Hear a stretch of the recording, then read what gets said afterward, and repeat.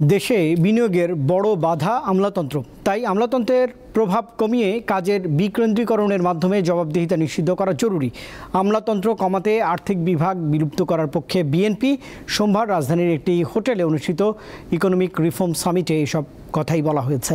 উদ্যোক্তারা জানিয়েছেন, বিনিয়োগ বাড়ানো ছাড়া নতুন কর্মসংস্থান সৃষ্টির সুযোগ নেই। কাঙ্ক্ষিত বিনিয়োগ না আসায় দেশের ব্যবসা বাণিজ্যের সৃষ্টি হয়েছে স্থবিরতা। নতুন কর্মসংস্থানের নতুন সুযোগ সৃষ্টি না হয় বাড়ছে হতাশা আর উদ্বেগ। উচ্চ মূল্যস্ফীতির চাপে দিশেহারা সাধারণ মানুষ। সোমবার রাজধানীর একটি হোটেলে অনুষ্ঠিত ইকোনমিক রিফর্ম সামিটের আলোচনায় উঠে আসে অর্থনীতির এমন চিত্র।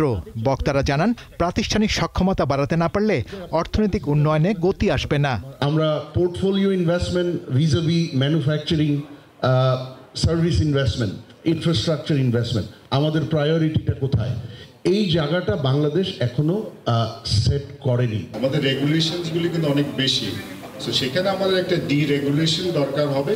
আমরা মনে হয় সেক্টর ওয়াইজ ম্যাপিংটা করতে হবে, ম্যাপিং করে আমাদের আবার রিফর্ম প্রসেসে হাত দিতে হবে। আলোচকরা জানান, কয়লা ও গ্যাসের জ্বালানিতে যে অনুপাতে বিনিয়োগ দরকার তা আসেনি।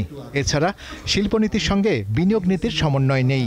এই তিনটি নিজস্ব জ্বালানি যে উৎস বাংলাদেশে আছে, নবায়নযোগ্য জ্বালানি মূলত সোলার এবং কয়লা এবং গ্যাস, এটা কোনোটাতেই বিনিয়োগ হয়নি। আমাদের ইন্ডাস্ট্রিয়াল পলিসি বা ইন্ডাস্ট্রিয়ালাইজেশনের সাথে ইনভেস্টমেন্ট পলিসিটা একটা ক্লোজার সিনক্রোনাইজেশন দরকার, এবং সেটা যদি না হয় আসলে ইনভেস্টমেন্ট আমরা যত কথাই বলি, আমরা এখানে যত ইনসেন্টিভ দিই, যত ফ্যাসিলিটিস দিই, ইনভেস্টমেন্ট আসবে না।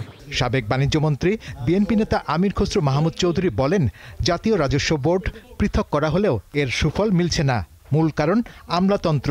তিনি বলেন, বিনিয়োগ ফেরাতে দরকার নতুন বিজনেস মডেল। পলিসি মেকিংয়ে ব্যুরোক্রেসির রোল থাকার কোনো কারণ নেই। ব্যুরোক্রেসির কাজ হচ্ছে এক্সিকিউট করা। It is not for them to make policy.